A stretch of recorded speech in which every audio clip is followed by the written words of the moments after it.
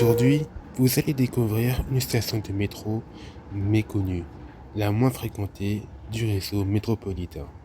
Mais avant ça, un peu d'histoire. L'histoire commence en juillet 1913. À l'époque, le réseau ressemblait à ça. Alors si on le compare à celui d'aujourd'hui, c'est vrai que c'est un peu ridicule, mais il était quand même assez dense pour l'époque. Les 6 lignes prévues à l'origine sont déjà réalisées et une autre compagnie, la Nord-Sud, avait déjà inauguré sa première ligne en 1910. Allez la voir la vidéo s'il vous plaît. Et en juillet 1913, le premier tronçon de la ligne 8 est né, reliant l'Opéra à Charles Michel. Le but après était de desservir le fameux quartier d'Auteuil, qui était uniquement desservi à l'époque par la petite ceinture. Les travaux commencent en 1907. Pour la traversée de la Seine, la ligne passera en parallèle du pont Mirabeau. Pour cela, on utilise la méthode la plus connue à l'époque, celle du fonçage vertical. Le tunnel sous la Seine est constitué de 5 caissons de 35 à 44 mètres de long, assemblés préalablement sur le quai de Javel. Ces caissons sont ensuite placés au-dessus du tunnel et les ouvriers creusent la Seine pour ensuite les placer au bon endroit. Mais avec la présence très proche de la ligne de chemin de fer invalide Versailles, aujourd'hui le RERC, ceci impose des travaux particulièrement difficiles.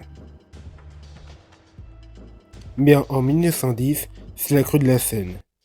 Genre tu vois des crues en Gironde dernièrement, et bah tu fais copier-coller en plein Paris. Non vraiment, je suis sincère, hein. Dans l'est de la France, on a atteint 10 mètres d'eau, et à Paris en 1910, c'était pratiquement le même niveau. Tout ça pour vous dire que ceci a engendré beaucoup de retard sur la construction du réseau métropolitain. Encore 3 ans de travaux avant son ouverture en septembre 1913. Pour atteindre la porte d'Auteuil, il a fallu construire 2 tunnels, un pour chaque sens. Les trains à destination de la porte d'Auteuil passent à toute vitesse à la station Mirabeau, puis contournent les fondations de l'église pour atteindre ensuite la station Église d'Auteuil.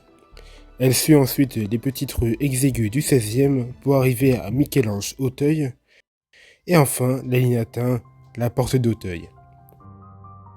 Vu qu'il s'agit d'un terminus, elle est composée de 3 voies. Une de l'autre voie était utilisée pour le retournement des trains vers Paris, avec une bifurcation vers la voie Murat pour mieux desservir le stade Jean-Bouin et le Parc des Princes. La voie du milieu permet d'accéder aux ateliers de la ligne, un des derniers ateliers construits en souterrain. Mais alors, pourquoi on va construire un terminus en boucle? Bien, la réponse est assez simple. Le quartier d'Auteuil est un quartier quand même possédant des rues exiguës et il est situé en hauteur. Construire 2 voies entre Mirabeau, Église d'Auteuil, Michel-Ange-Auteuil et Porte d'Auteuil, cela paraît assez compliqué. Je vous en dis pas plus car le frère Ovipat va forcément vous raconter l'histoire et tous les secrets de la ligne. C'est en 1937 que tout va changer. Le tracé de la ligne 8 sera repris par la ligne 10. Les anciens aiguillages entre Champ-de-Mars et La Motte seront retirés et 3 quais seront construits.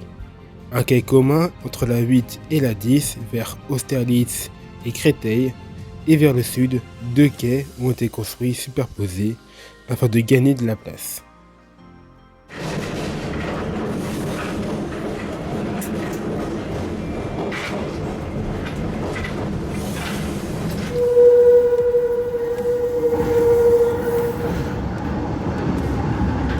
Retournons sur la boucle. Et la station qui nous intéresse aujourd'hui, c'est Église d'Auteuil.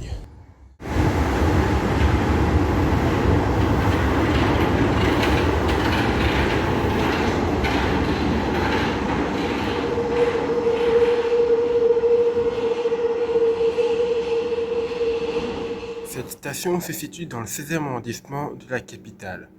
Elle est fréquentée que par 500 voyageurs par jour en moyenne. Mais alors pourquoi cette faible fréquentation?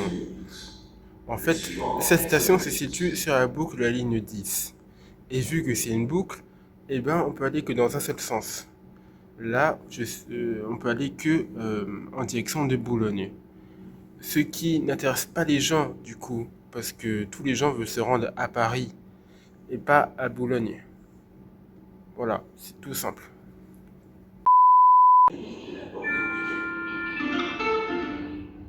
Voyageurs du métro 9, attention, la ligne est intégralement fermée pour travaux le dimanche 4 mai. Due to track works, Metro Line 9 is closed Sunday, 4th of May. Pour le reste, la ligne est intégralement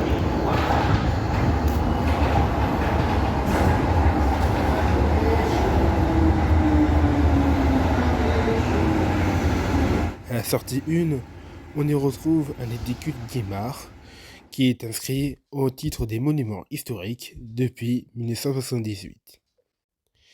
Il est composé d'un mât Val d'Aune des années 1920. Une autre petite entrée a été construite, celle située sur la rue William, empruntable uniquement dans le sens de la sortie.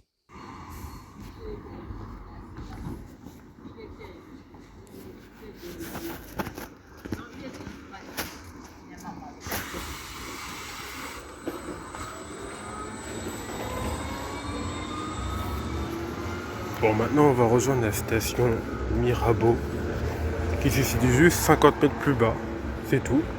Later. Arrivé à la station Mirabeau, hein, ça m'a pris littéralement même pas 5 minutes de marche.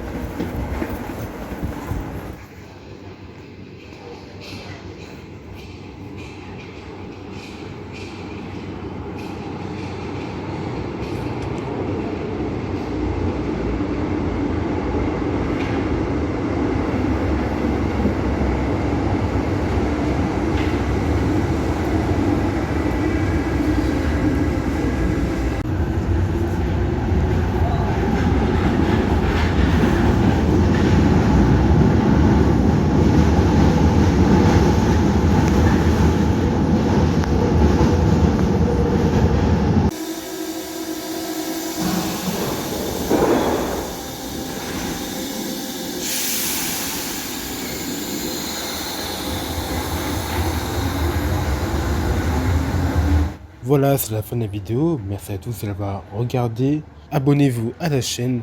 Suivez-moi sur les réseaux. Et on se dit à la prochaine pour de nouveaux secrets. Salut!